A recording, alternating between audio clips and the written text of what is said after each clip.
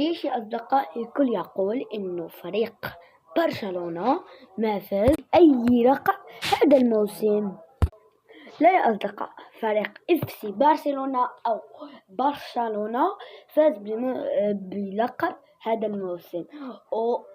افرحوا يا مشجعين البرشا، لأنه في الأخير هاتوا فوق كثير من هو هذا اللقب، وبرشلونة ما طلع بموسم صفري على التذكير. اللقب اللي فاز به نادي برشلونة هو لقب الرباعية، بالتأكيد الفائز بلقب الرباعية وفريق برشلونة. اللقب من الريال، 4 من أتلتيكو بلباو، 4 من باريس، 4 من جيرونا، 4 فرق أخرى، وبلع من نيكو ويليامز وإناكي ويليامز هدف من الأخوين، كل واحد سجل بهم هدف. وأسف يا جماهير برشلونة والمشجعين برشلونة، دعوا